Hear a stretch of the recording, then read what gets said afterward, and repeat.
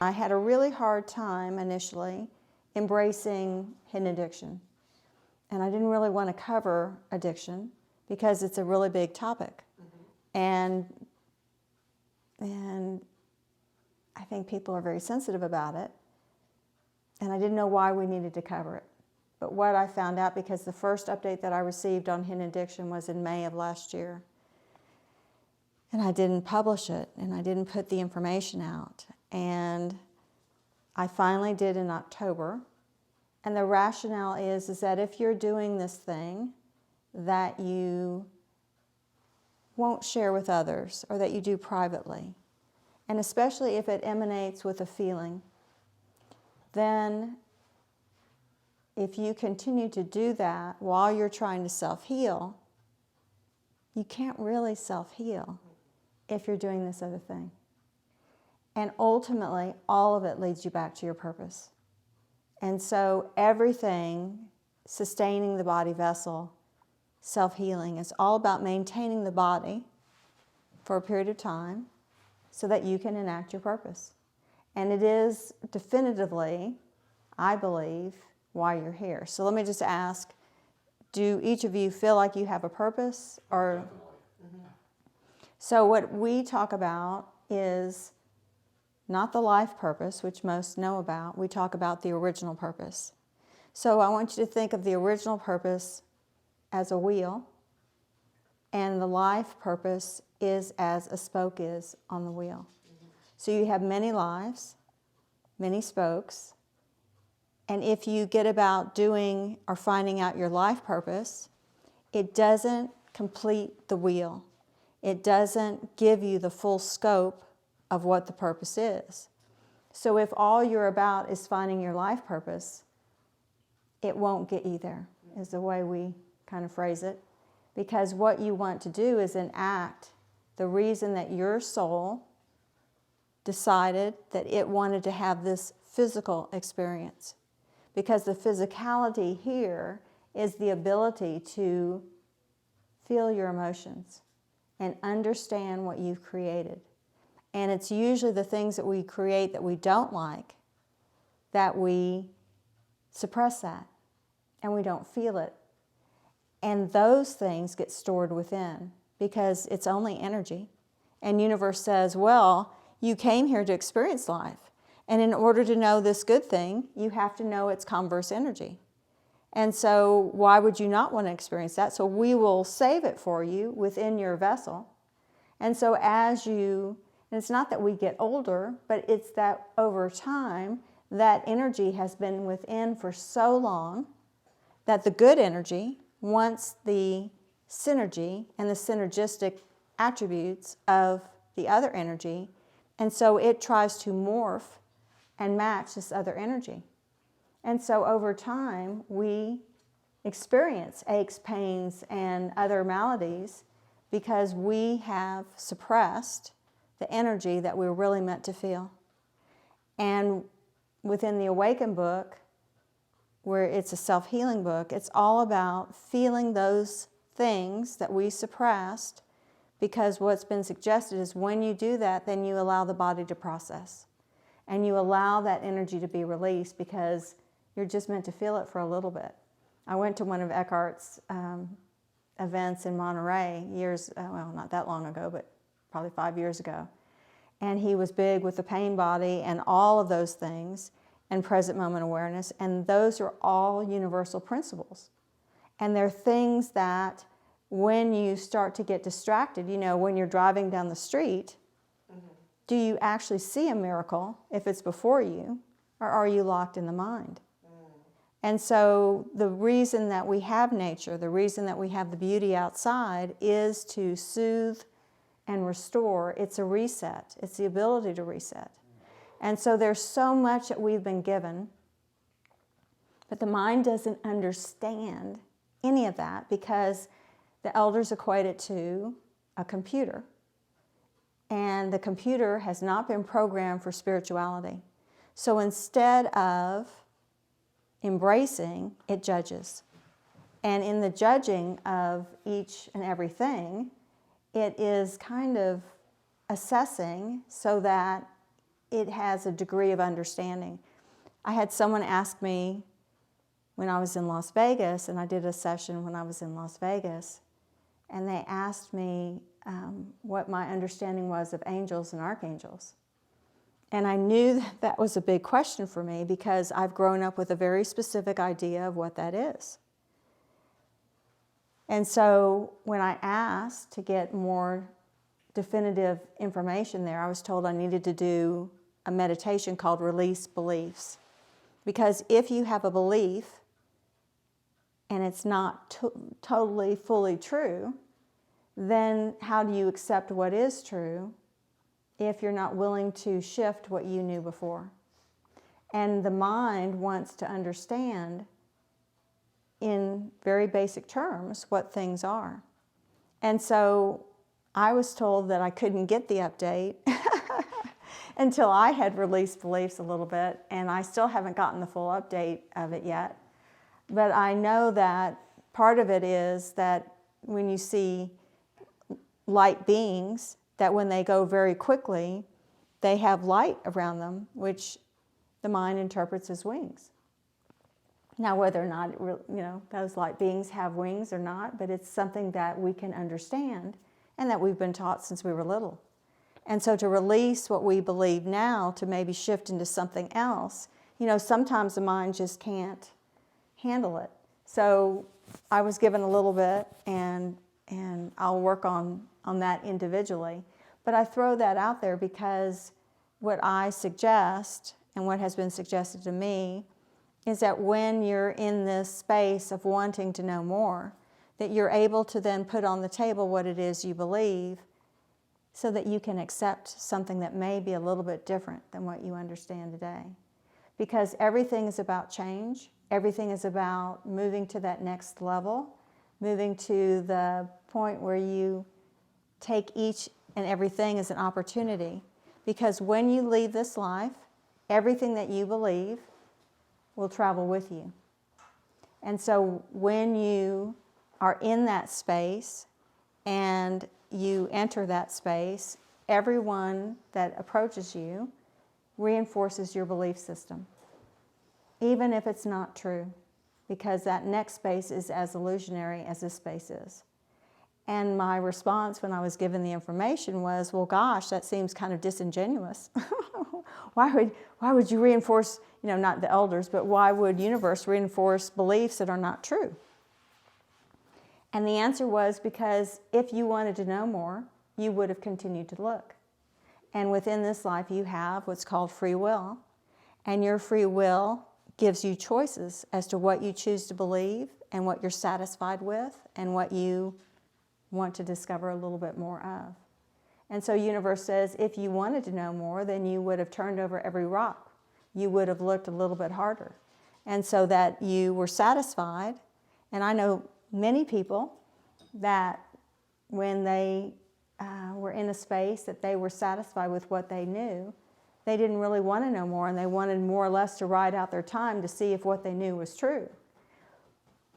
But what I'll suggest is if you're reinforced by what you believe, whether or not it's true or not, then don't you want to know fully and more directly what is true, so that when you get to that space and you're then crafting your next life, that you're not using faulty material, that you're not using partially correct information.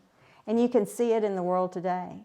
You can see people that are very convicted about what they believe, that they believe this reality and the way they're operating is exactly right and so. And so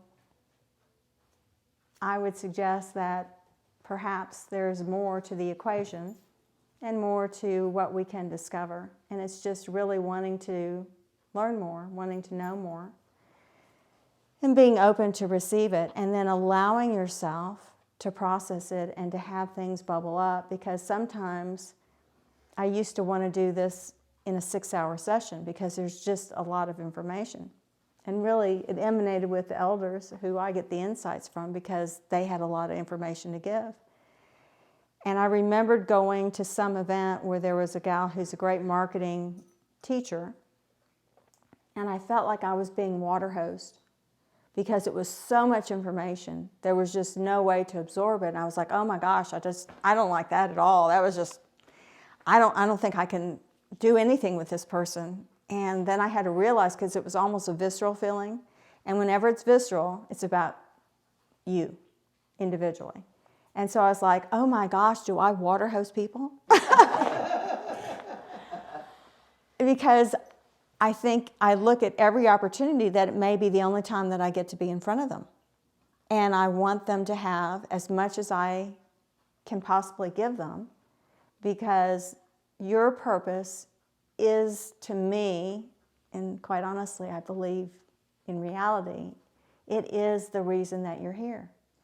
And there have been many that have been incarnating for a very long time. And in the Awaken book, the very first personality of my soul, which wasn't directly me, but it was multiple personalities, but this very first one, the story began before recorded time.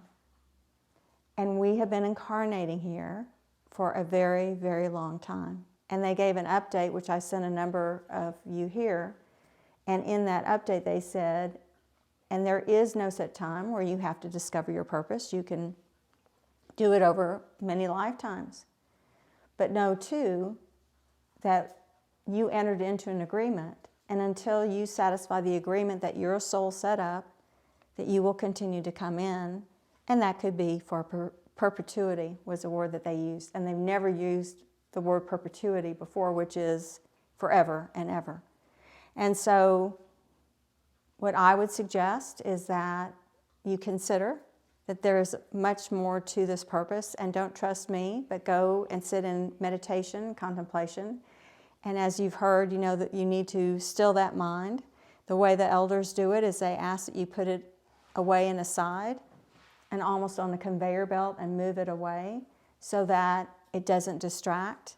Because the number one reason that people don't meditate is because they can't still the mind. Mm-hmm. And so what you want to do is you want to enter into any way that you do to still the mind so that you can ask those questions. And we have an advanced energetics YouTube channel where we've got a couple hundred videos. And within those videos are meditations that you can still and slow the mind. And what I recommend is that you watch one of those where your mind has been stilled, and then you enter into your own meditation with your journal or laptop or however you record information, and you have that beside you so that you then have stilled the mind, and then you can ask those big overarching questions of yourself individually, because everything that you need is within you. All your answers are within you. Sometimes you just need a little reminder, and that's what the elders have done, is they're bringing in those reminder pieces that you can then have the ability to have that recall bubble up. Mm-hmm. Because your purpose is within, and you'll know your purpose. Your purpose is not a thing, it's the energy, and the thing is the byproduct of the energy. It's just like me going on the trip, but the beautiful views and vistas are the byproduct of the thing that I really wanted, which was the energy download that I received at that time. So what I'll suggest is this is a magical mystery tour in many regards, that we've been gifted this life, we've been gifted this opportunity, and really it's the perspective that you hold in all that you do, so that as you're looking at this life and you hold a perspective that is an opportunity, because we all use our lens of understanding from our history. And so often it is, perhaps, to release the way you have perceived things before so that you can then receive things in a different way. And so when you can do that, then your life can change and you can truly transform. Because really transformation is embracing things that look different than the way it looked 10 or 15 minutes ago or yesterday. And isn't that a gift? Isn't it a gift to discover that things that were bad, that seemed really horrific in your life, that you received value? I counseled a gal who went in great detail about her mom and the negativity and the abuse that she went through with her mom. And she went through a very kind of long story, and I I said, wow, do you know what the gift is? And there was a degree of hostility from that question. And There be a gift to that. And I'll just say we didn't talk for a while after that. And about 9 months later, the first thing she said when we talked the next time was, oh my God, my mom was a gift. She made me empathetic. I wouldn't have empathy for people if I didn't have my mom. What a gift. And so sometimes it's getting through the occurrence to the other side of it. Sometimes when you're, depends on the level of the game, and I'm on all different playing fields, so I never can tell. But sometimes it's knowing that you chuckle and you laugh, almost in the wonderment of a child, and you don't let life's limitations, you don't let life's pounding down on you affect you. You look at it in the wonderment that it is, and you go, gosh, what's this trying to tell me? What is it?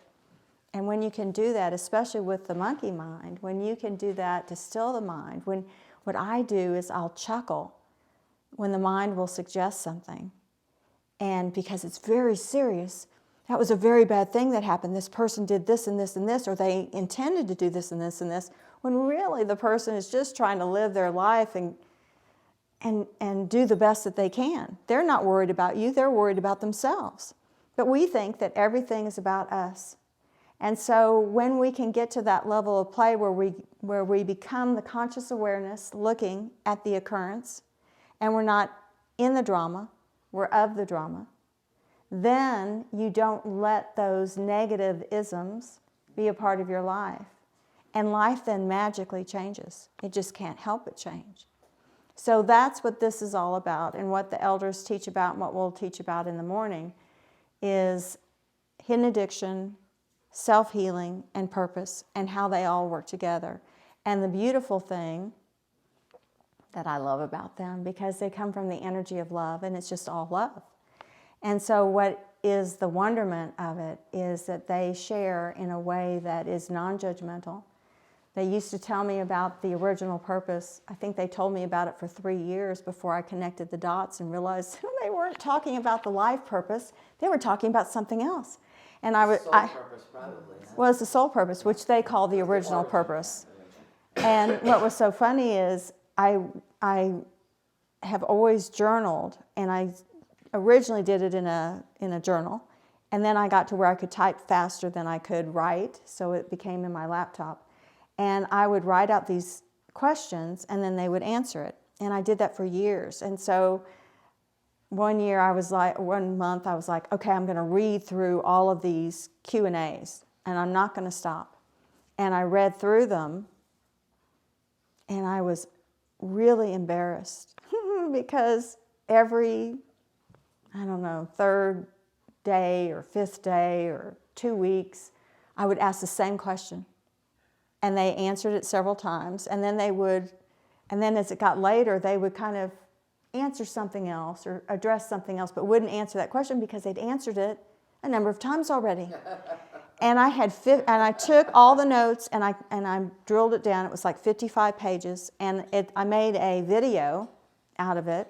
It's on YouTube, and it's the most beautiful thing. But they said, we knew that you were going to get it when you made the firm decision to read the complete year, because I'd always start it, but then I'd get distracted and I wouldn't read it all. I would stop. And so they said, when you made that election, we knew you would get it and you would put it together because you had decided to make a commitment to read the words. And I was so embarrassed that they didn't just say, oh my God, Robin, we have answered this question so many times and we just don't know what to do with you. I mean, that's what I would probably have done. And they didn't do that. They're from the energy of love, and they just allowed me to grow with it, to absorb it and to be able to recognize it in my own time. So that's why none of this is meant to be like you go, aha, I've got it. I don't need anything more. I'm complete. it's a degree of a process, and I'm like the best candidate for that because it took me a while to recognize what they were really saying. And so all of it is just an incredible gift. It is a unique opportunity, and what is nice is then you know, in that space you can ask questions and do all of that, and it's just, I don't know, I just feel very gifted to have that ability to connect with them. So that's what tomorrow's about, and I wanted to share a little bit about it today so that you would have an idea of what's in store. I know some of you aren't able to come, and that's fine, but I'll be recording it, and yeah, I just think it's just awesome. I'm just always in a state of gratitude, and when I can get my mind out of the way. I told a story at lunch today where I missed that I didn't have a place to stay one night during my road trip. And my mind was immediately going, okay, we've got to find Wi-Fi. We need to find a location where you can maybe sell your books. Maybe we, get a good lunch. But you need to make sure the Wi-Fi is operational. You've got 6 hours. And so I'm doing all this research. But what ended up happening is I was really supposed to go to Taos, and I received an energy download when I followed direction. And it was really just following insights. It was really just allowing myself to be in a space of not predetermining everything that the mind suggested. And then I realized when I looked at it, the mind would have had me be in a Wi-Fi station working on projects.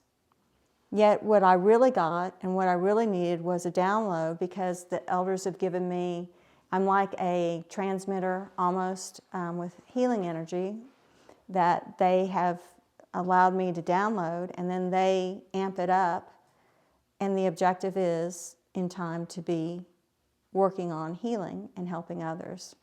So it's just it's an incredible journey, I think, that I'm on, and that's what I'm looking to share. And so anyway, I encourage you, if you come tomorrow, to bring questions and to, ask those overarching questions that you've wanted to know answers to. Because what I love is when someone asks something that I don't know the answer to, because I've been working in their energy for a while, and a lot of it I can answer.